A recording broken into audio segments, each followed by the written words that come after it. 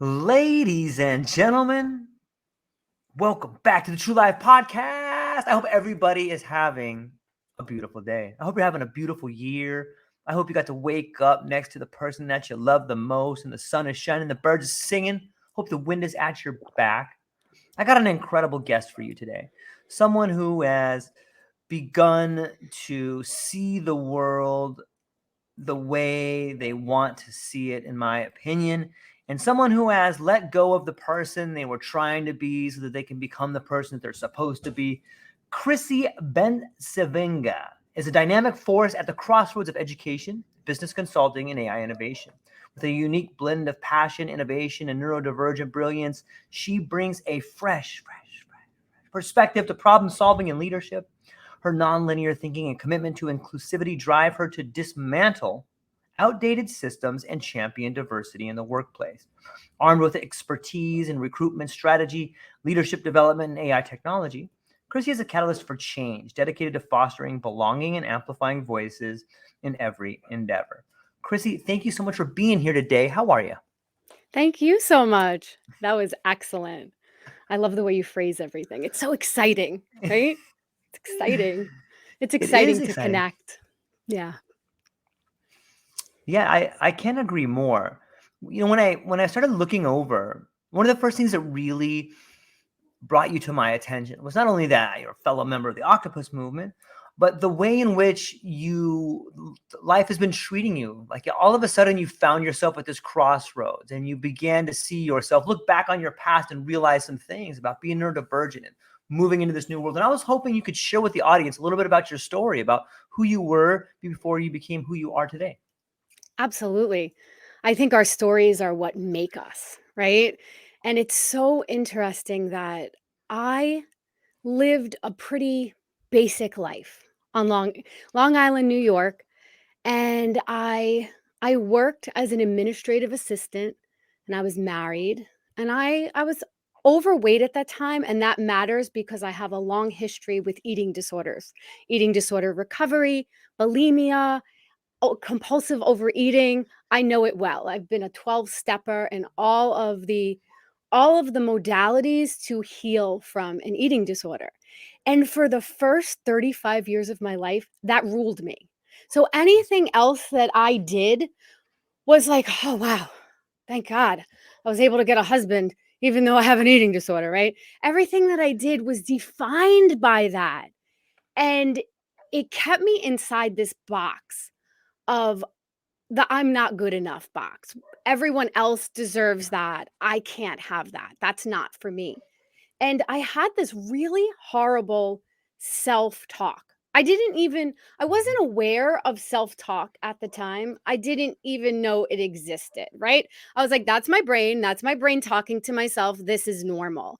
And I would second guess and doubt myself my whole entire life. So growing up with an eating disorder comes along with certain sets of challenges when you try to date and you try to get a job or you try to do anything Yeah. because you feel like you have this big secret, right? And at points in my life, I ballooned up to 250 pounds. So it's not that much of a secret that I have an issue with, just it was very, it, I found out later that I was pre-diabetic and that I Mhm. shouldn't have been eating carbohydrates. But having that as my identity as a young preteen and a performer, I was a singer. I always felt that I couldn't get it right. Like everything that I was doing was never good enough. Like my body wasn't thin enough. I didn't get good enough grades and I was top of my class. But when you start nitpicking on yourself in that way, it's nothing you do is ever good enough. There is very little self-love, and basically you're looking to everybody else in your circle and your life for your validation. I was an emotional roller coaster. If people were loving Chrissy and all about Chrissy at the time, I was happy. If no one was around, I didn't know how to self-soothe. I had zero emotional emotional guidance skills where you can feel the emotions and work through them. And a lot of people don't have that. So I'm not, you know, I'm not making it seem like I should have been given those things as a child. But as I learned and as I continued therapy, I started to build some skills about loving myself where I was. And I hated that. I did not want to hear it. I was like, no, no, no, no, no. No, but tomorrow I'll be better. Tomorrow I'll be skinnier. Tomorrow it'll be great, right? So, long story short, as I because I had that underlying um affliction, Hmm. I would either be on top or I would be failing out of college, ripping bong hits every day. Like Yeah. there was Hmm. no middle ground with me. And you'll see that's a common story with a lot of neurodivergence. Yeah. We could keep it together for so long and then we're like, whoa, what's going on here? I can't conform. I can't do this anymore. And you snap. And I went Yep. in the complete other direction. So I always wanted to finish college. It was important. My mom had passed when I was in my early 20s. And I was like, I really want to go back to college. It would make like her spirit happy, right? So I was bartending at the time. I was doing a little bit of traveling. It was during the time in my life where I was starting to eat a little bit more healthy and understand exercise and how it worked and I was able to get my food compulsion, the compulsive overeating under control. So I lost a lot of weight. I started bartending because someone like me always relies on their personality. If Yeah. you're That's how I got through school. I was top of my class because I was a teacher's pet, right? I'm really good at talking and I'm excited to meet people and I'm excited about content. But when it comes to remembering things and tests, sometimes I get tripped up a little bit. So I always relied on my people skills. So I became a bartender. I made a lot of money and I decided to travel. And I went to Spain for the first time. I'd never left the country Hmm. at I think it was 24, 22 to 24 around that time. And I fell in love. I was like, "Oh my god, there's this whole other world besides Long Island, New York." I did not understand, right? And a lot of people live that type of life where if your experiences don't lead you that way, or if you don't come from a family that's financially sound, you're not globetrotting. You're not going around the world and getting to experience different cultures. But as it happened, I had a friend who had a house there and she took me along and I fell in love. So I come back from Spain and I had flunked out of college like I think 12 times by this point. I kept trying to go to community college. My mom wanted me to go so bad and I would like lie that I was going and I would actually sit in the car with my friend and she'd play guitar and we'd sing songs and we'd get high. I was like, I could not make it work. I just could not do it. So I finally get back into college and I take one Spanish class in the community college near me and I did great. And all of a sudden I was like, this is what I want to do. I'm going to go back to college and I'm going to get a bachelor's in Spanish. I did not have any foundation for this, but I'm like, I'm going to do it. Okay, sounds great. I go through college, I get the bachelor's in Spanish, and then I'm like, what am I going to do with this? I'm not proficient enough to be an interpreter. I'm not proficient enough to be a translator, and I did not want to be a teacher. It didn't call to me being a teacher, and a lot of women get pigeonholed into being a teacher. They say, "Oh, you'll be off for the summers so you can be off with your kids. How great is that?" And it's like, "Yes, let's have women be around kids all the time and also build their careers. Yay." So I was like, that did not call to me. So I basically wound up doing a lot of administrative assistant roles. Now, I don't know if you understand. I just found out this year that I have ADHD.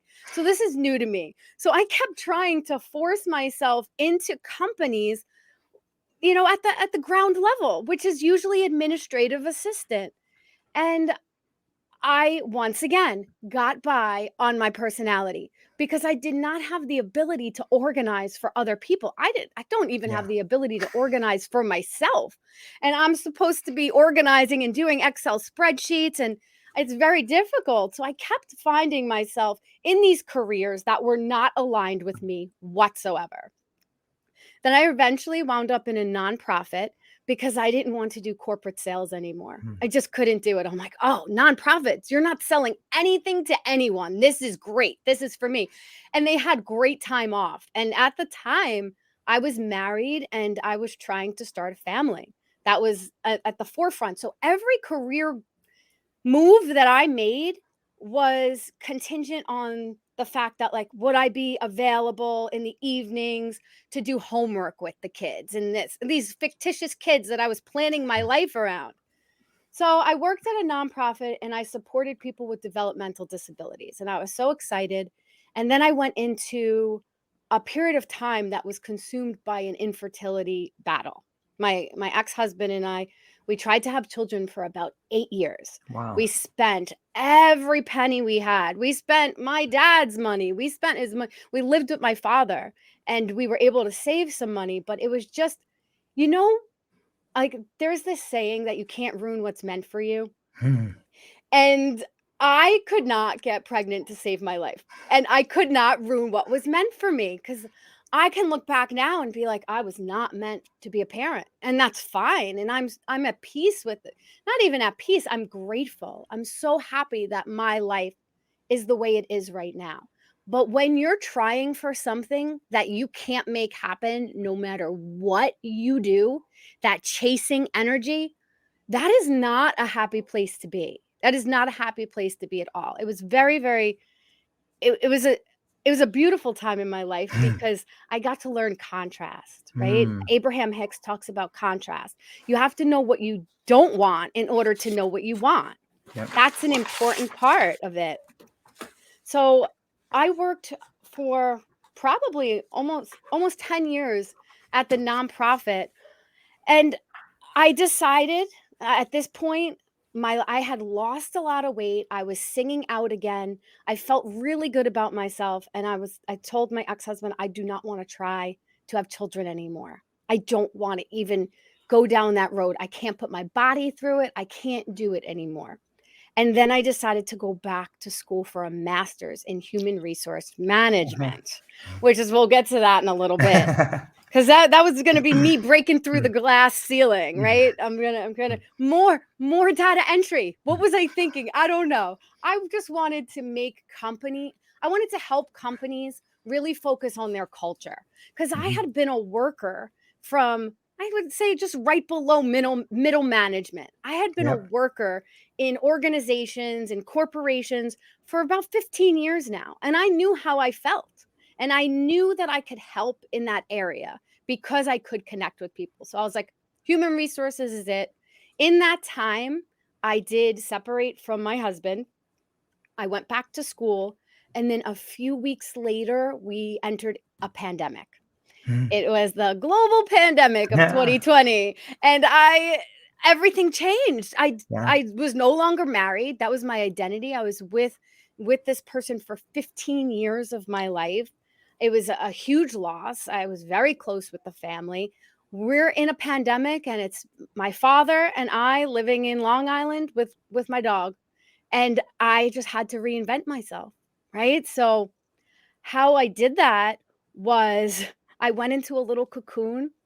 And because I didn't want to gain the weight back, because I had worked so hard on changing all these habits in my life, and there were no gyms open during this time. So I remember running the streets of my town like Rocky, like right? I was just running. I was running, and I was like, this is not going to happen. And I would listen to all these podcasts, right?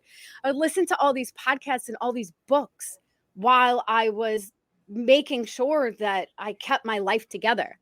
And that, I would say, was the most influential time in my life, where it was the most perfectly planned pandemic. I know for a lot of us, but I had nothing. I felt so disconnected from what I knew. And it was such a sad place to be that I had nowhere to go but up. And I was in school at the time and working. So I really was very resilient during this time. And I kept thinking to myself that the resilience that I have within me is such an amazing thing for companies to have. companies have to learn to be resilient. We saw all these companies not ready, my own company included, my own organization, they were not ready to handle the pandemic. They didn't have the infrastructure, the technology. They had people working from home. We were health and human services. It was a mess. It was a cluster, F-U-C-K. It was just a mess. And I was like, wow, this resilience thing really matters in life. You have to be able to shift on a dime. And I can do that. And that's something that I can bring to organizations. So here I am. I would say early 40s right now, and I'm breaking through the glass ceiling. I tell everyone at my organization that I'm getting my HR master's. Lo and behold, a position opens up in the recruiting department. There's only 2 recruiters. It's a pretty small nonprofit. And now I have access. I'm learning all this leadership stuff, right? All the jargon that we talk about on LinkedIn. I'm learning all the vernacular, and I can say things like organizational leadership, and I can walk into these employee resource groups and give my views and tell people what I'm about. And I was just flying high. I was so excited. I was a recruiter. I was on the fast track to be in the C-suite. I was so excited that I was able to Google what C-suite meant, and now I knew what it meant, and then I was going to be there, right? So I made the COO my mentor. I just started talking about the Cotter's 8 steps. Like, I'm really good with bringing in change management, and I was like, yeah, we can really transform this organization. Let's do it. I had started to be exposed to DEI work, diversity, equity, and inclusion, through my master's program, and that really spoke to me as well. But in the beginning, I think I was using it as a way to just a stepping stone as a white woman to just get ahead, right? So people will listen to me. I know something that you don't. So I was so full of myself at that time. Now, mind you, most of the C-suite did not have master's degrees, and I was rubbing mine in left and right. I was like, "Hey, did you know I have a master's? Oh my God, I have a master's in human resource management." And then I started taking certificate programs that are meant for the leadership to take, and I took the D&I through eCornell certificate program, and while it happened at the same time, while I was recruiting people of low income, Black and brown people for healthcare, while I was doing that, I was taking this D&I certificate program. And I was like, oh, snap, white privilege. Like, I had not, like, I know it sounds crazy in the world we live in, but you only hear what you're ready to hear. And at that point, I was not ready to look at my own biases.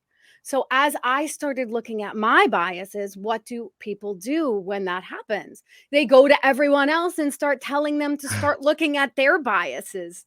And they start buying books for all the leadership. I think a week before I was fired, I handed the CEO a book called White Fragility. It's so funny. It's by Robin DiAngelo, and it's why white people don't like to talk about racism, basically. And I was going hard. I was like, wow, we need to revolutionize this place. We're so inequitable. Look, do we wait for attrition? Like, what happens here, right? I'm the new kid on the block, mind you. And I'm like, what are we going to do? We need a DEI program. Guess who has a certificate now, right? I was so obnoxious. I really, really was. So a week later, and I do stand by all of this, but the spiritual journey really got me to understand that things are the way they are for a reason, right? Without judgment. And I was at a very, very judgy stage of my evolution. So I was judging the leadership teams. I was judging everything. I'm like, why can't we do this? Why can't you let me do this? You want me to be an executive, right? Like, I was just, this is the worst part. I would openly say, I'm a female in her 40s who doesn't have children. I have the time and wisdom to spend on this. Do you know how many female friends I've made? 0 at that point, right? Imagine that. These poor women trying to juggle family life and their careers. And I'm coming around like, oh yeah, I have, I still basically live life like a 25-year-old male bachelor. That's how I live my life now. And I love doing that. But it is when you come to a place and you're rubbing it in people's faces, it didn't serve me very well. Long story short, I was actually flexing my time and inappropriately because I couldn't get all of my data entry work done. And I wanted to be the CEO during the day and not recruit people, that I had to take my work home with me and do the background checks and do the data entry at home. And I was flexing my schedule and I thought I was acting like an executive. I'm like, but you guys do this. You don't punch in. Why do I have to punch in? Right. I'm a recruiter. I have to work around the clock. I'm constantly texting people. Basically, it came out that I was flexing my time and it wasn't approved. It was approved during the pandemic, but I kind of like kept up with it. And it behooved me to be able to work whenever I wanted to, because now that I know that I have ADHD, I understand that I have to work when I'm inspired, not on the 9 to 5 schedule. Right? That's why a lot of people with neurodivergence eventually become their own business owners, or learning disabilities. Like I have dyscalculia, the dyslexia of math. So all of this was discovered this year because I was fired and I had time. I had unemployment and I had free healthcare now. And I had all this time to look into what was going on with me. And it was amazing. So it was the biggest blessing in disguise. I thought the pandemic was good. My firing was amazing.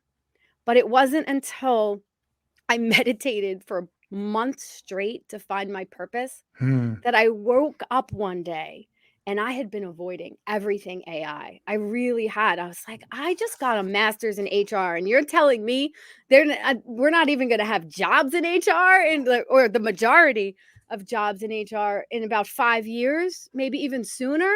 I couldn't wrap my head around that. I'm like, what am I going to do besides sing, which is great. I'm a professional singer. I love it.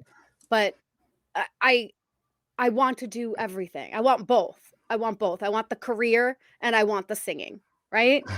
So Wait, let me pause you real fast, yeah, because I want us to stop for a please. minute and talk about what it's like to be fired. Like, I know what that feeling is like, and on some level, when you're walked out of a building by security in front of everyone, that's meant to be a way to show the rest of the people, don't do this. It's meant to be humiliating. At least for me, on some level, there was this weird mixture of liberation and humiliation. And I'm just curious if you found that, and can you talk a little bit about, like, what was it like? Was it like, oh shit, like I messed up right here, or I shouldn't have done that? Or were there some times where you really thought about what happened? Maybe you could talk about the period directly after being fired. I was thrown into direct victim mentality. Right. I couldn't believe that happened to me. Mm-hmm. It was a big fall from grace because I was not only the recruiter, I was the singer for the agency. We supported people with developmental disabilities. So I would go around to different sites with someone who played guitar, and I would perform for everybody as well as be the recruiter for the agency. So there wasn't a person in that agency who didn't know me. I made sure that I was known, and now I was not. I was known for being fired. And it bruised my ego in such a way that I'm so happy that it happened to me, because I can laugh about it now. Mm-hmm. And I know that I never want to get into a situation where I go around. First of all, I can't fit into the box of the typical workforce. I have to work in a consulting aspect.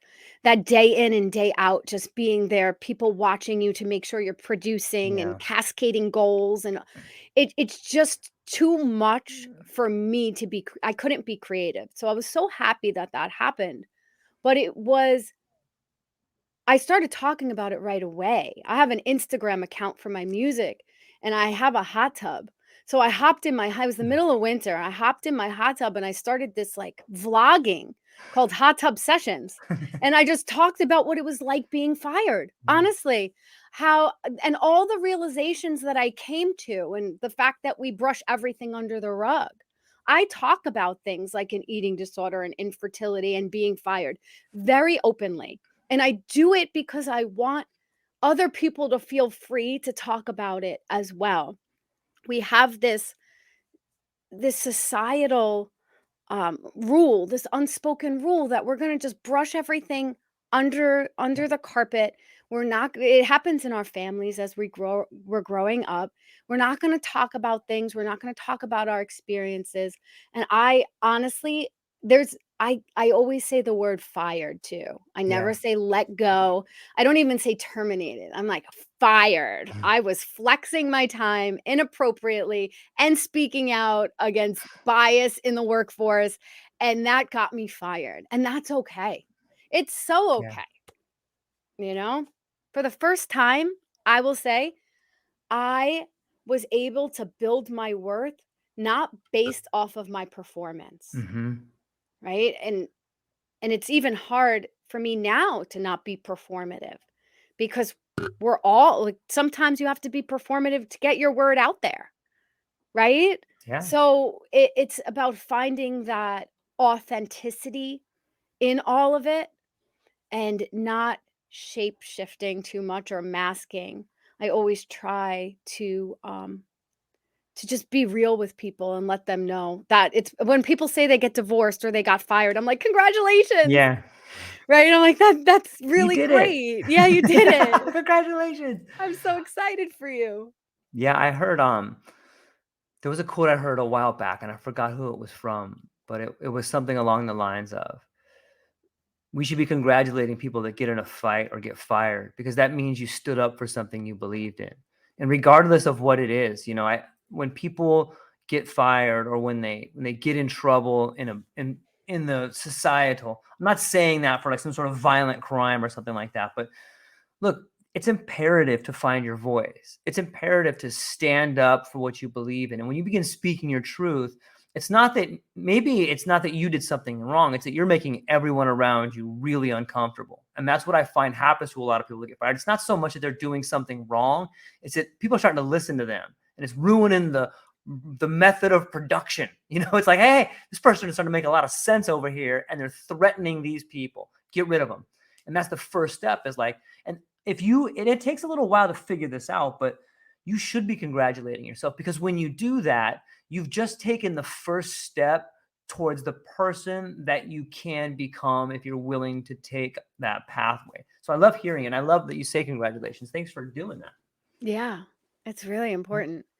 And all of that taught me, I was also developing a mindfulness and Mm-hmm. meditation practice throughout all of it. Right. And at the end of the day, this is how I look at it. Okay. I know that I needed to work on the racism that lived inside me. What other people do is really none of my concern. They're playing their Yeah. part in the ecosystem. Yeah. I wanted to be able to genuinely connect with people of the global majority. So for me, that meant entering classes that are deemed anti-racist classes. I don't like saying anti anything, but it was a way for me because I don't want to fight against anything. Anyone who has done a little bit of work in the spiritual realm or in mindfulness, you're not fighting against things. You're letting go. Right? I'm Yeah. letting go. I do not need other people to act a certain way for me to be happy anymore. Yeah. That was a 4 years in the making. Four hard years of journaling and meditation and thinking I have it figured out and then getting humbled and then thinking I have it figured out, getting humbled again and realizing that if I go on with this anti-racist DEI career, I would be going into places for the rest of my life saying, "You're wrong. I'm right. You have to listen to me. Look at all this information that I have to prove that I'm right. I have statistics, right?" Mm-hmm. And that doesn't feel aligned with my soul either. If you're familiar with Abraham Hicks, my father and I went to Abraham Hicks, and Abraham Hicks is a channel Esther Hicks is the channel that Abraham comes through, and it's a lot of just if it resonates with you, you know. Abraham just speaks, and the words that come out are like, wow. So mind-blowing. It could be along the same lines of Wayne Dyer, Gary Zukav, even Gabby Bernstein, if you're talking about spiritual people in modern day culture. And it has a lot to do with not letting other people affect you, right? And not trying to impose your will on other people. So I had gone to Abraham Hicks with, not everyone gets to speak, but you go with an intention. And my intention was this, and I wanted this question answered, and I did get it answered there, although I didn't go up to ask my question. My question was, if all I see is racism, am I creating more racism? Because I know I live by the fact that your thoughts control your reality. This is law for me. And everything that I've attracted into my life in the past, good, bad, or indifferent, has been a direct correlation to where I was energetically. So I was spiritual, and I was in all these anti-racist courses, and I couldn't they where's the intersection of that, right? We talk about intersectionality all the time.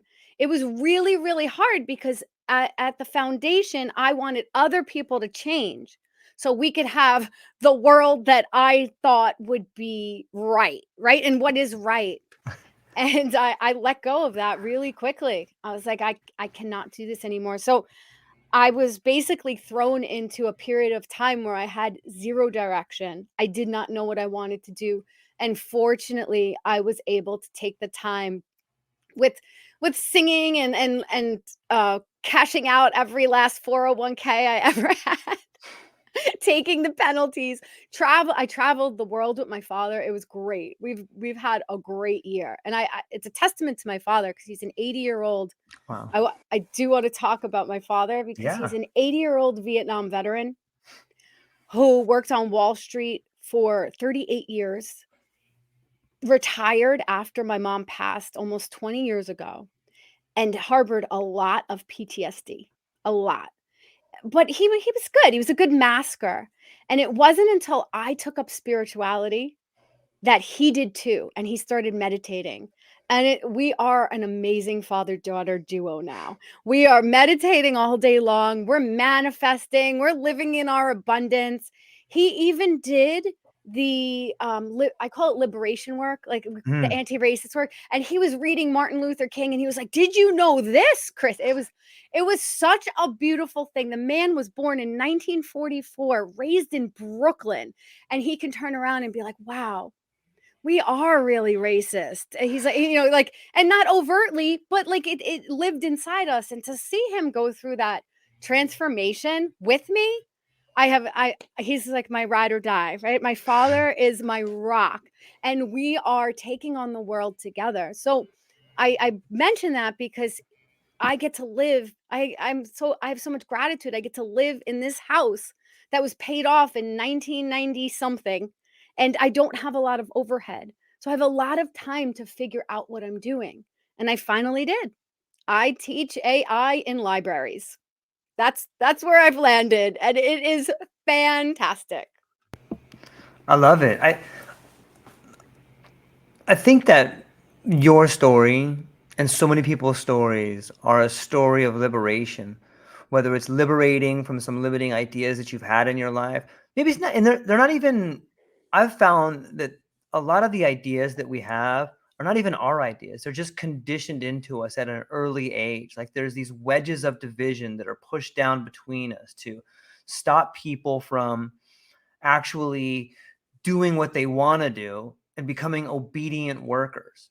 And however people can find a way to liberate themselves from being an obedient worker to being someone who is self-actualizing, whether you are finding something you're passionate about and giving back to the community like that, it's so, and there's never been a better time than right now. Like you can look around and see the old paradigm crashing like a wave on a beach. But what happens when that wave crashes? All of a sudden there's a moment of calm and you can get out into the water. Like, it's happening right now for everybody. And if you're willing to take a chance, if you're willing to believe in yourself, or look at your family and see them as a mirror of yourself or an echo of yourself, and be like, look, here's what my family did. This is the road I'm going to go down unless I start taking these other steps. And it's amazing the kind of changes that happen when you start taking those steps and influencing people. How did you get to this AI? Like, some people look at AI and they're like, oh man, I've been a truck driver for this long, or I've been in HR for this long. Like, was it daunting to get into there, or did you feel that AI kind of called to you and it was sort of like a dance and a relationship in which you bobbed and weaved and kind of had a romantic relationship with on some level?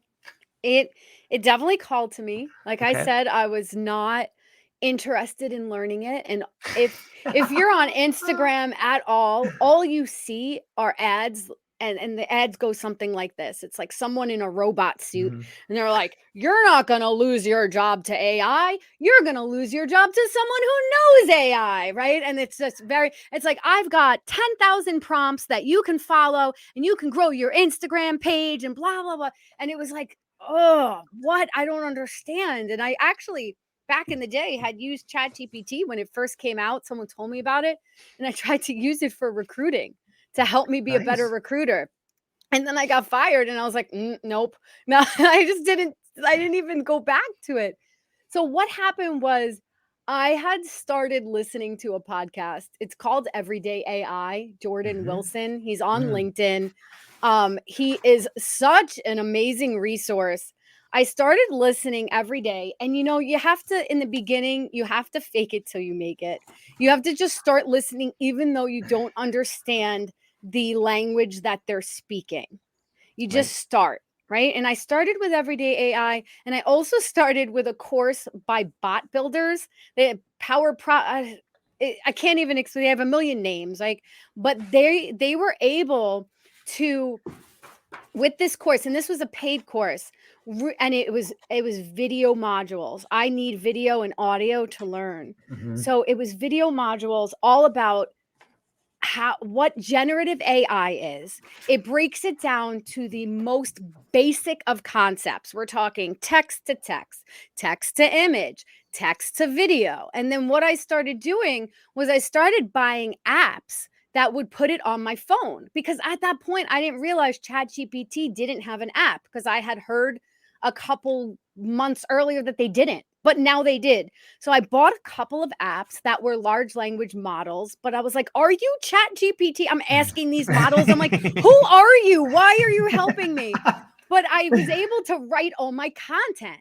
So I'm a person who speaks and writes in stream of consciousness. I'm all over the place. Right. Clearly you're having a conversation with me. I bring it back around, but I write in a very ADD manner. And it was able to take my brilliant ideas and then put them into this beautifully flowing, um whatever you would call it, like paragraphs, right? Yeah. It was so amazing that I was using it for all of my Instagram pages, because I have a lot of different interests, and I love speaking my mind on video. That's something that I just really enjoy doing, and I can do it, and a lot of people can't. So I'm like, if I have this skill, let me do it. So I have a bunch of accounts, and I just started using it, especially for LinkedIn. So I've always hated LinkedIn because I don't like reading. I read at a fraction of the rate of the normal person, or what's normal anyway, but I'm a very slow reader, and I have zero comprehension sometimes unless it's read to me. So I was only able to really start posting on LinkedIn the way I wanted to when I started using ChatGPT. And then what I started doing was I started utilizing all of them, because I was learning about the everyday AI will tell you all about each AI application that's coming out. So as Gemini came out, I'm using Gemini to create prompts.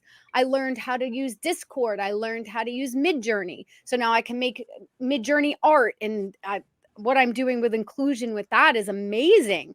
I'm making people, when you put woman, it comes out with someone who looks like a white Playboy model.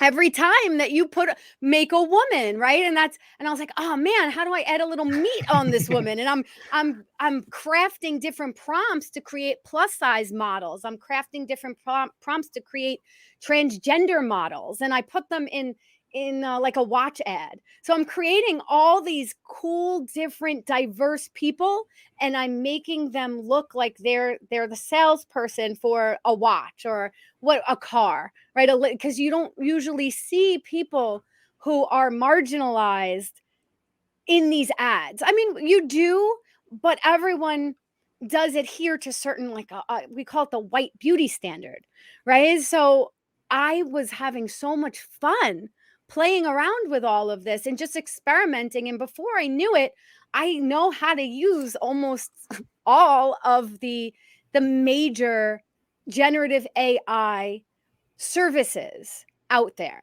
And a lot of them are paid services. And I'm like, it's all for learning. I just keep swiping the credit card. I'm like, I'm going to learn this. I'm going to learn that. And as I meet people and as I talk to people, I know that it's my job to teach it to them, whether it's paid or not. Because the flip side is that I woke up one day, I told you I had seen a quote. I was definitely avoiding AI completely. And then I saw a quote: the magic you're looking for is in the work you've been avoiding. Mm-hmm. And I think Deepan, and don't quote me, but it's a motivational speaker who said it. And it was like, oh, wow. So I woke up one day with this download from the universe. You have to learn AI. I'm like, okay. And I'm in the car driving the next day and I'm like, why me? Why AI? Why do I have to learn this? This is so much to learn. I hate technology. Why? And the voice told me, because you're likable. Because I'm a bridge. I'm willing to speak to people even though I'm not polished. Even though I'm going to go off on tangents. People love to listen to me, and people love learning generative AI from me. Like my father, my 80-year-old father uses Bing on his phone all day long and just asks it questions, and he doesn't even Google anymore. That's what I'm trying to do when in my teaching. I try to get people, because it's a skill you have to learn. It's prompting. You have to learn how to talk with the technology. I might not be super techie, but communication is my jam. So in the future, what we're going to need are people who really know how to get the output by asking questions, by delving further. And I can teach that to people I can break it down into a more simplistic way so they're not so overwhelmed by what it means. And I think that's very important right now, because people are going to need some information so they're not as scared. I'm not scared of anything. I've been through so much in my life. I feel that Terrence McKenna, right?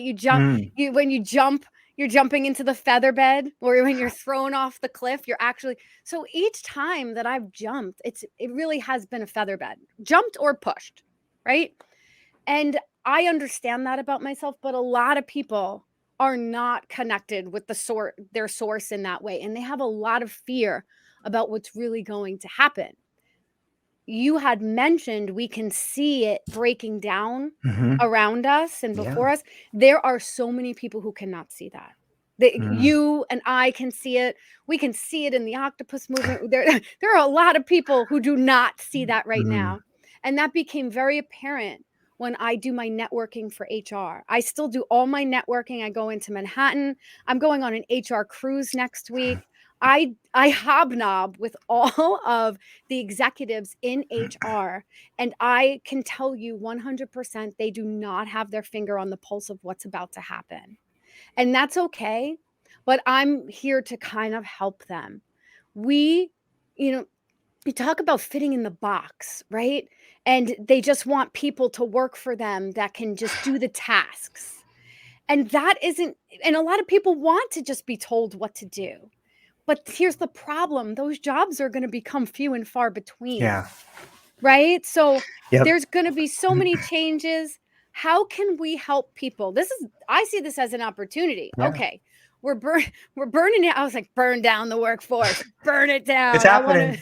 I want to be there for the rebuild. Yeah. And it wasn't very equitable before, but now everybody's got a cell phone, and I can go into a lower income area in Long Island and teach a class with just a cell phone and teach them how to use generative AI to answer business questions. If you want to start that t-shirt company you always thought about, or there's e-commerce, or maybe you think about drop shipping. There's all these ways using online tech, the social media and all the things that are coming up. You're able to start your own business, and you don't have to fit into that mold anymore. You're seeing it more and more, and you're seeing it amongst diverse groups of people. And I gravitate towards people like Black creators. That's who I want to learn from. That's where that's my blind spot, right? As a white bodied person in this world, it behooves me to partner and learn from people who are different from me. And that's where the DEI comes in to everything. So I have this whole big mission and vision, and how it's going to pan out, besides me doing courses in libraries, I'm not exactly sure, but I'm excited to find out. Yeah, I think that AI is like the great leveler, regardless of what color you are, or race you are, or religion you are, or what socioeconomic background you're from. AI provides you a tool that's like having your own think tank. And the fact that you can think different is what's going to be the catalyst to propel you into a world that is different. And it's very liberating to think that now the people that see the world differently, be it the way they were raised, or be it the way however they see the world, like they can now bring that vision to life. And it's going to make the world much more colorful. It's going to make the world much more interesting. And it's going to make the world better. The fact that everybody can play now is like, and there's tons of people that are going to need help adjusting, because not only are we adjusting the people that can make it to the top, but we are adjusting identity. And you've been through identity and understand an identity crisis when you are taken away from this world of having enough, and you lose your job. So many people's identity is tied to what they do. And if you're someone who's currently in the white collar world, or has a really good job doing something that is slowly being eroded by the world of artificial intelligence, you're going to lose your identity. You're going to lose who you think you are. And that can be hard to do, but it's imperative that you embrace it, because if you only are the thing you do, you are living a limited life. You're so much more than the thing that you do. Like, you are a daughter, I'm a husband, a father, a son, a friend, a podcaster, an author, a reader. Like, you're everything. And when you just embrace this little narrow idea of who you are, no wonder you're so unhappy, because you're so much more than that. And I can't wait for the rest of the world to catch up and see, hey, this thing breaking down, it's beautiful. It's fantastic. And we should be welcoming it, trying to accelerate it. Is that too crazy? I think that's what I'm doing. I'm trying to accelerate it, but I'm also bringing in the ethical component. Yeah. There's always going to be people who are going to abuse it, right? I'm not looking to copyright. We're going to see a lot of that coming down the pike. I mean, the New York Times is suing OpenAI and Microsoft right now as we speak for copyright, right? Like we're going to see this happen. Right. But if we stay in our lane and use it to propel the ideas that are inside of us as an assistant, it seems like a winning combination to me. And it's just where the world's going anyway. So when people say that they have fear about it, I don't trust it. Like, I don't talk to Alexa because then it has my information. And, to me, that doesn't make sense, because the world's going in that way anyway. Like, that's why talking about politics to me seems like the biggest waste of energy ever. Because I'm like, do you have a direct line to the White House right now? And you're talking to, like, do they care about what you think? I think it's very funny, because people will talk and talk, and myself included. I was there, right? I was getting involved in all sorts of politics with the stand, the stance I took, with my organizational career. But at the end of the day, the system is going to system. Mhm. It's going to do its thing. And I don't want to judge the system anymore. Right. And I've learned to accept the system and know that they're all playing their part. So they're fulfilling their sole purpose. What about me? Am I fulfilling my sole purpose? Am I focusing so much on them that it's keeping me from my soul's purpose? And that's, to me, that would be the biggest disservice to myself and my higher self, or whatever source you want to bring into it. And for me, it's important that I stay in my lane, and I talk about, why can't I find a company that's inclusive? I'm DEI. And I was so victim mentality. I was like, they don't exist. They're the unicorn, right? Yeah, I learned about it in school, but now nobody wants to hire any DEI professionals. And I was so down about it. And then I realized that it's so cliche, and I say it all the time, but you really have to become the change you want to see in the world. Yes. Right. So Yep. when I'm manifesting and I'm thinking about my vision, I'm picturing such an inclusive round table. Maybe it's not even a table anymore. Maybe we're just sitting around a tree, right? Definitely tree hubber vibey girl over here. Maybe we're sitting around the tree, but it's diverse. Maybe we have different people of all different abilities, all different. And I want to create with that group of people. I want the most diverse group of people. I want to know what they have to say. And I always say to myself, I don't understand why a company's main goal isn't to have happy workers. Like, I never could get that. I didn't understand, how cool would it be if you own a company and everyone loves working there? Like, doesn't that sound like the best thing ever? Because I'm not driven by money. I'm not even driven by comparison culture. If I judged what my life on what everybody else had, I would. Oh, it's a horrible place to be. And it creeps in wherever we go, the comparison culture. But at the end of the day, I have to do this for myself and for the people who come into contact with me. I'm not here to point fingers anymore, even though I want to. It's very easy when you're from an enlightened place and you're like, wow, it's so great over here. It's very easy to say, you should come here too. But who am I to interfere with that person's soul journey and their soul contract, right? Like, who am I to interfere with that? Maybe they signed up for that.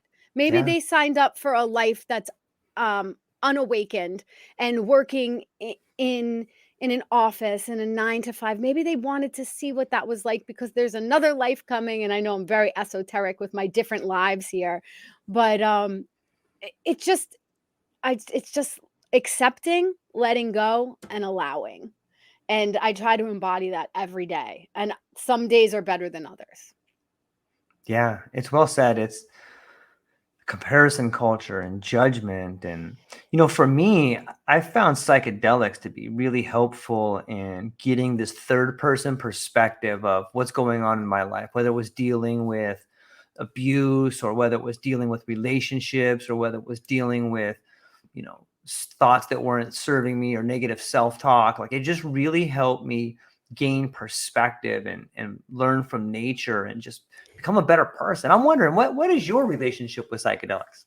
Oh, I love mushrooms, psilocybin mushrooms. I microdose pretty regularly. Nice. I go on cycles, and nothing is some people really follow a strict rule. I do everything intuitively. Okay. So Yeah. during the pandemic, I got into them pretty significantly, where it was more like a macro dose. And Nice. I'd go out into the woods by my house, and I'd take my bike, and I would just bike for hours. I'd bike down to the docks, I'd bike back through the trails. And I got to be honest, I got to out myself a little bit. At first, I was doing it to be cool because there was a guy that I liked who thought it was really cool that I was Nice. into all of this. So I would go out on these journeys, and I'd take pictures of the trees, and sunsets. I became obsessed with sunsets. It really helped me honestly develop a relationship with nature. I didn't have Yep. one before, and like everything else in my life, I was led there in the most convoluted way. Like just to be cool, right? I Yeah. wanted to be Yeah. cool and different and very fun and vibey. And what I found was that I am obsessed with nature, and I can just sit for hours and look at a tree and just be in the energy of a tree or a sunset. Oh my God. Sunset, sunrises. I started paddle boarding. So Nice. I go out onto the water, I would say May through October in Long Island. You have some really good paddle boarding weather. And I would just sit out on my board, micro or not, I'm a big fan.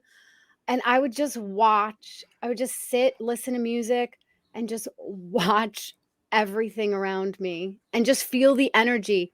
It was really important for me to tap into energy because if if you don't Yeah. speak energy or understand it, I lived probably for about 40 years of my life not even recognizing that this world is really vibrating.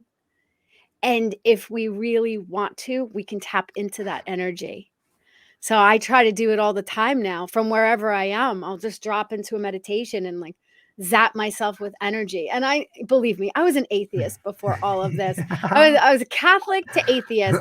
None of this would have made sense to me. And I always say I would not have been able to stomach what I say now a couple years ago. I would have been like, who is this crazy person? And but it's where I'm at. I love it. I love being tapped in to the spiritual world or the energetic Yep. world. I love it all. I can literally I don't watch television anymore. I stopped about 4 years ago. I think that's a Nice. common thing. Where I was done. I didn't realize I just wasn't one day I wasn't able to watch it anymore. And I think when you're in a marriage too that's unaligned Mhm. with your soul, a lot of couples, that's their only thing that they do is watch television shows together. And that's the only thing I really had in common with my partner at the end of our marriage. And I was like, I don't even want to be doing this at all. So I just stopped, right? I stopped watching TV. I enrolled in a master's program and I'm like, I'm done with TV. But it was my way of separating from all those energies that were not serving me. I didn't know that then, but I know it now. So the fact that I don't watch television, I'll just listen to podcasts or listen to books or get out in nature. Some people think that like if I would have told 20-year-old Chrissy that, I would have been like, your life, I would have looked at me and been like, oh my God, that sounds horrible.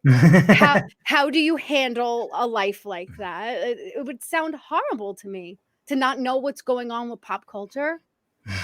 And I don't now, like, Yeah. right? I get it unless somebody tells me. I didn't even know it was the Super Bowl. I got to be honest. Yeah. It's so amazing how comparison culture seems to lead to a way in which we live through fictional beings, characters on television. Like we fully give away all our authority, we give away all our authenticity to pretend to be happy and compare ourselves to someone who is an actor or an actress. Like, just think about that word. You're an actor. What does that mean? That means you pretend to be somebody that's real. I'm somebody that's real. You're somebody that's real. Way better than an actor. Like, it's so mesmerizing. And I think that most people get to this spot on their journey where they're like, I'm so much more than I've given myself credit for. And when you get there, you realize like all these distractions are just that. They're there to distract you from becoming the best version of yourself. Like, you should love yourself. You're an amazing person. And everybody listening to this and the sound of my voice or Chrissy's voice, there's something so amazing about you. My friend Sean over here in the comments is talking about life. And I bet you Sean is an amazing individual. I bet if he takes a moment just to sit back for a minute and realize the miracles around him, I bet you a big smile creeps onto his face and he's like, that guy George and Chrissy are right. I'm awesome. If you Yeah. just begin to, like you said, allow and tap into that energy, everything else falls away. And the picture, you separate the noise from the signal, right? Mhm. Yeah.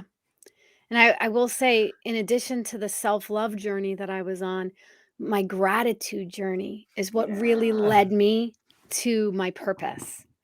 And that I didn't realize, I thought I practiced gratitude until you sit down every day and make it your point to meditate on gratitude and just focus on the things that are going right. That's powerful. That's really powerful because you don't have to change a damn thing in your life. You can just love it the way it is, right? Yeah. Like you can love yourself the way it is, and you can just love life the way it is. And that helped me get out of comparison culture in a big way. And just loving every little bit of your life, everyone in it, and and you know what else I learned? This What? little trick. And I want to Okay, let's share it hear with it. everybody. Yeah. When somebody is triggering you, whether it's a partner or it is a boss or somebody, doesn't matter. If you could take a few days and just focus on their good points. There's good points to everyone. There really is. If you can take a few days and every time that negative thought about that person creeps in, you kick it out. I envision myself punching out negative thoughts. I'm like, boom, boom. Like I literally punch out negative thoughts. I don't allow them in my mind because I know that that's directly going to block my manifestations, negative thoughts. I know it. I know it to be true. So whenever you're having an issue with someone, if you can really just concentrate on the good parts and don't even let yourself go there. I try to bargain with myself sometimes to have negative thoughts. I'm like, come on, come on, come on, come, please, please. Can I please just spend this whole car ride thinking about how they've wronged me? Can I please do that? And then maybe I can have a fictitious conversation with someone else and tell them how they wronged me. Right? Like, what is Yeah. going on in that mind of ours? You have to take control. You have to watch those thoughts from the outside in. That's Michael Singer right there. Watch them out from the outside in, and you have to just stop it. Just no tolerance for the negative thought about that person. And it really will improve your relationship. I mean, it's a constant, you have Yeah. to go back to it. You can't just, it's not a one and done type of thing, but it's a practice that I try to implement in all areas of my life. I just always try to look at the gratitude and the positive things. And that's why I wanted to have a business that is about teaching and empowering as opposed to telling everyone what's wrong with society, right? I don't know. Sounds better that way. It's a happier place to be. And the happier that I am, the happier the people will be around me. And that's the biggest service that I can do for the world. When I was an activist, I was not very happy. And I understand why people Yeah. are activists. There's a lot of things going on that it's like nauseating to see the oppression in this Yeah. world. But when you notice that that's feeding a part of yourself that is addicted to negative thoughts and then you just have a life that's a mixed bag. And I don't want a mixed bag of different energies. I want to keep it positive as positive as possible. Yeah. Yeah. It's so well said. And I think there's something that can really be heard in the voice of lived experience. And that's why I think your story is so compelling, is that you're really open and honest. And you talk about this transition from here to here, but not just the transition of it, like the actual thought process of how it was and how it is now. You can see like there's a lightness about you. Like there is a real wellness contagion. Like I'm going to do this thing that empowers these people. Look at this thing with AI. Like it's so beautiful to see. What I noticed you were working with avatars. Maybe you could speak to a little bit to what you're doing to helping people build avatars. Oh my God. So first of all, building yourself as an avatar is really expensive. And you know how I know that? Because it doesn't give you a price on the website. I've Mm. looked into it, like Synthesio and those things, if I'm pronouncing it Mhm. correctly. You have to set up a consultation. And then I was like, I don't need the hard sales pitch. I don't need Yeah. any of that.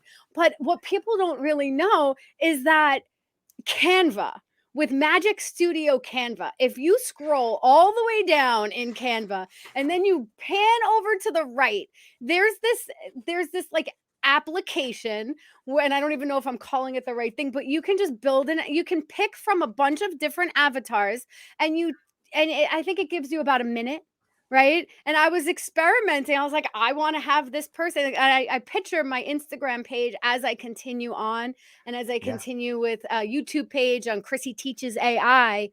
I want to make it fun. So I always want, one thing I always do is I always make sure that everyone knows that I'm either writing with AI or using, obviously it's not me, it's an AI avatar, but it's a capability that Canva has. And people don't realize it because they haven't had the time to play around with Magic Studio.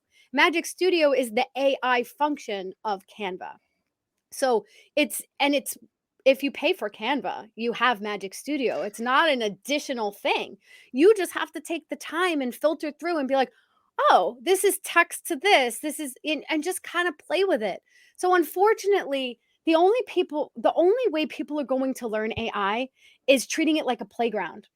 Yep. Right? We talk about it like open AI playground where people can experiment with things, and the world doesn't, myself included. I'm always like, well, where's my ROI on this? Right? Like how many people are going to need me to teach them how to and it's very easy. Honestly, everything with AI is pretty easy. It's about knowing where to go for the information. It's about knowing what website to go to. It's why I try all the different websites and all the different services, or as many as I can, or as many as I can afford. It's why I try them and sign up for the free services so I can teach other people. Say somebody's just interested in art, right? And the idea with art is there's two ways to make art. You can make it right in ChatGPT, but the capabilities aren't as good. And not everything that I'm talking about is paid services here. But you can also make it in Midjourney, additionally a paid service. Everything's either between $11 and $21 a month, right? I don't pay for Netflix. I don't pay for any of those subscriptions. What I pay for is AI stuff.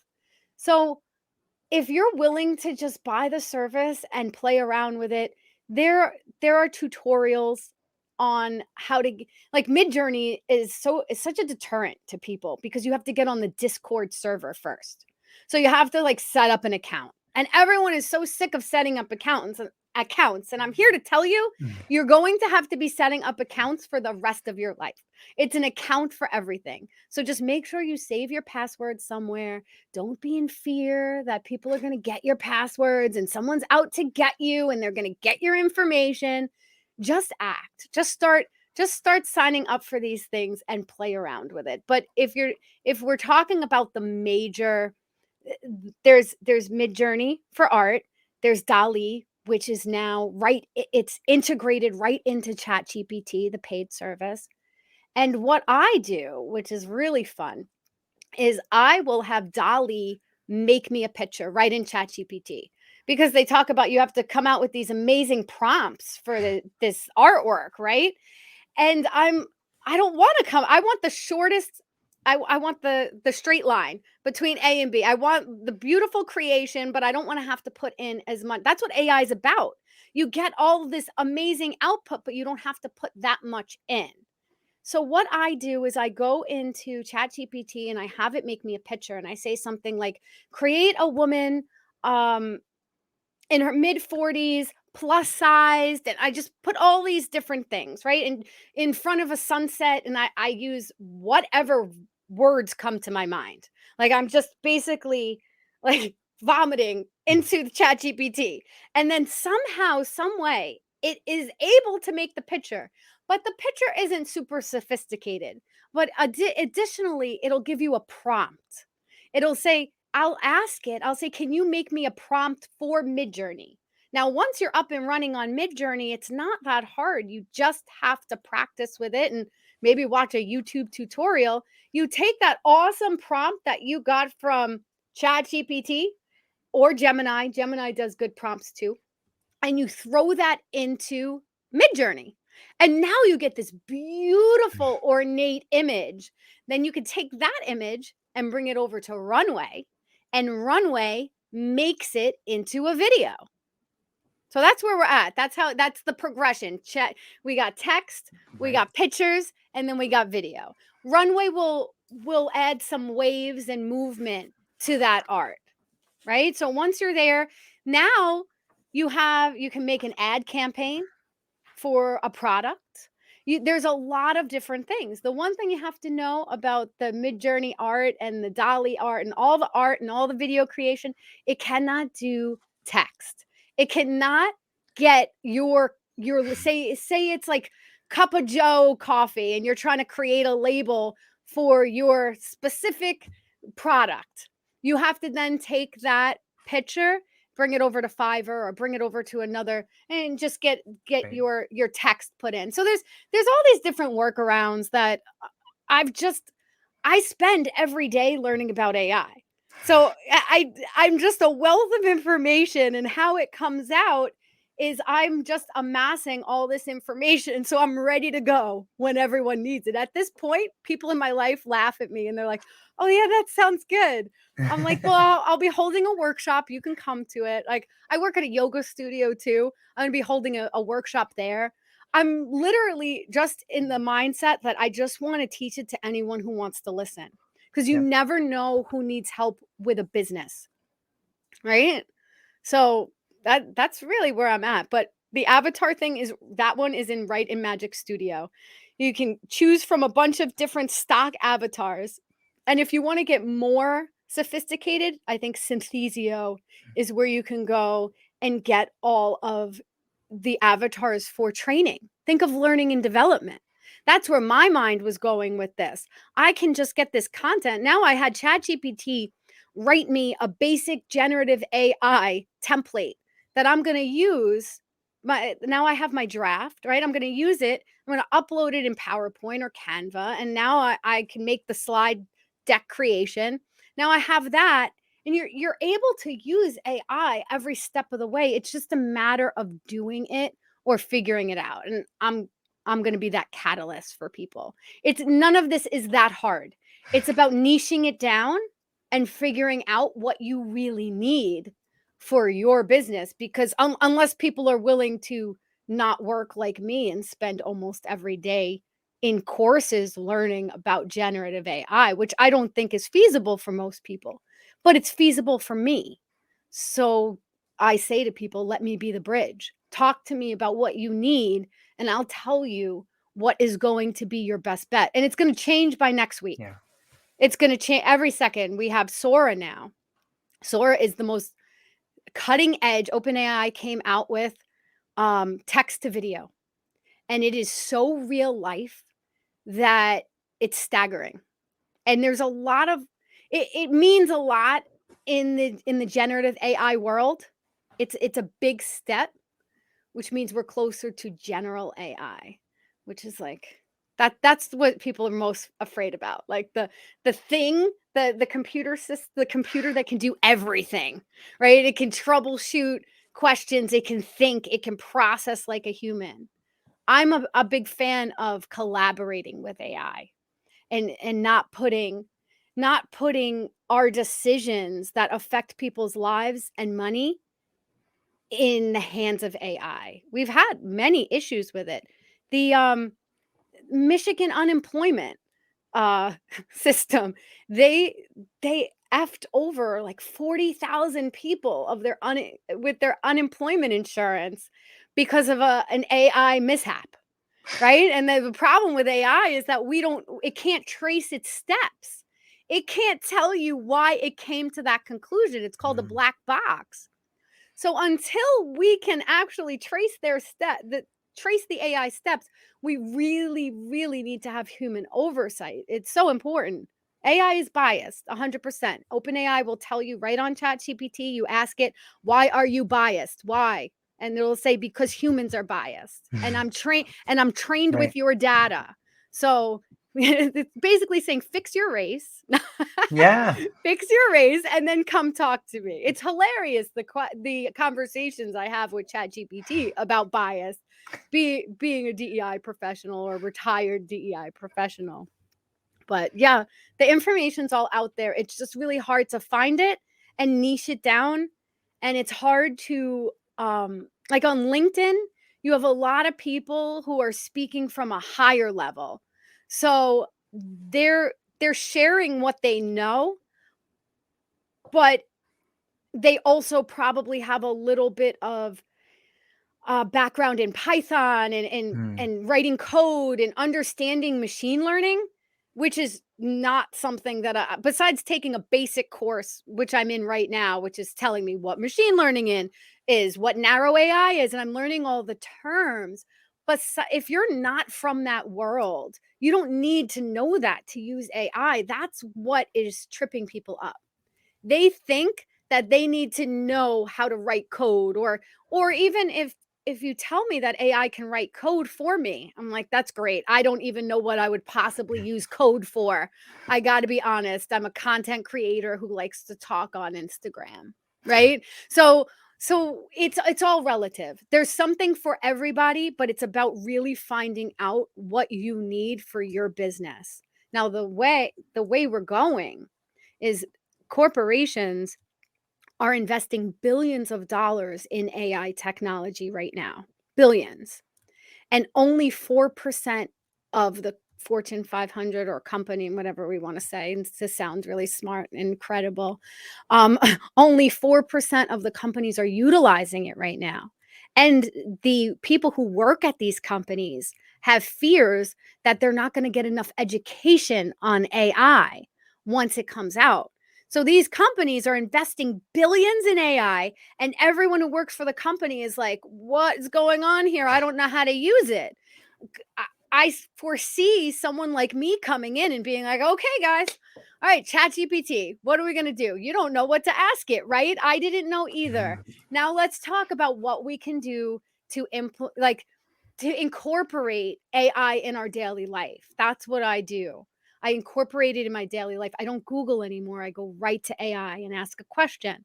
And there's something called priming it when you're prompting ChatGPT. And Jordan Wilson has a great course on this, and it's free. It's called Prime Prompt Polish.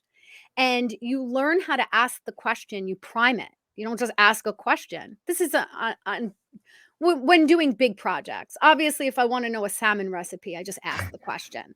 But when you're doing a big project, like I need a slide deck creation for basic generative AI, you start basic, you start broad, and you tell the bot what you're doing. This is what we're doing. You ready to work on this project with me? Yes. Okay. Then you ask the question and then you polish it. So you never take your first answer. You're like, okay, that's great, but can I have it in 2 different versions? And then you get the 2 versions, and then you could take one of the versions over to a different large language model, take it over to Gemini, take it over to Bing, see what you get. And then you can take all the different information you get and create something from that, or copy and paste it right into ChatGPT and tell it to create it for you. So I'm a big copy and paster. It's really important that as we use this technology that we give the feedback. I let OpenAI know that it is biased when creating women. You know, I put in a picture of myself one time to do a flyer. I said, create an image of a woman based off of this image. I put in a picture of myself of a woman who loves teaching AI and has a passion about it.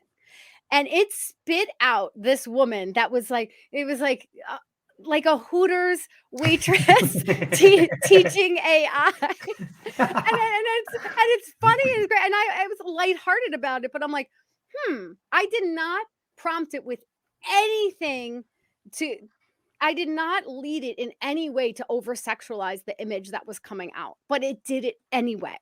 Right. So if you think about it and think about who might program AI and the data that it receives, and that there is a need for more women in AI and programming, STEM, right? So it's just so interesting. It's very and it changes by the moment. And I think that's what I love about it. To bring everything full circle, Yeah. I'm very resilient and I love being flexible in life.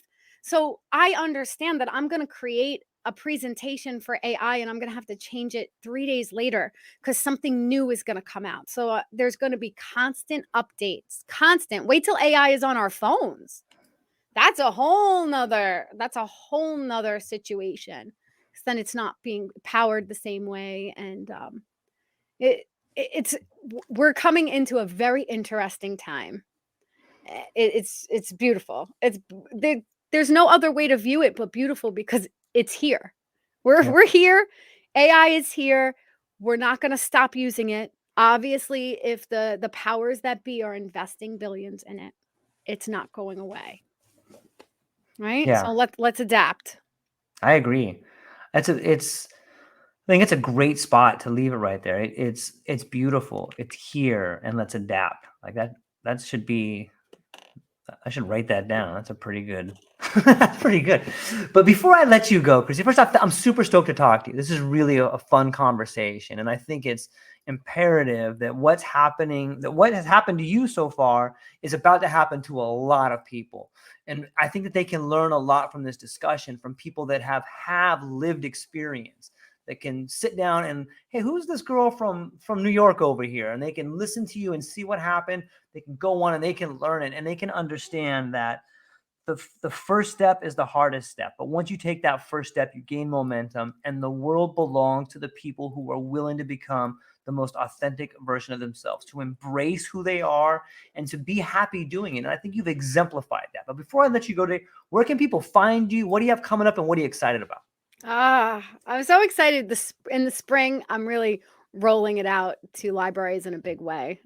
So obviously, if you're online, you have to come to Long Island and you know get a library card from one of the libraries that I am presenting at. But other than that, honestly, right now, just find me on LinkedIn, Chrissy Bencivenga. Find me on LinkedIn. Reach out. I just set up a Pick My Brain. So I'm going to be Nice. linking that. I'm on Pick My Brain if anyone's on that.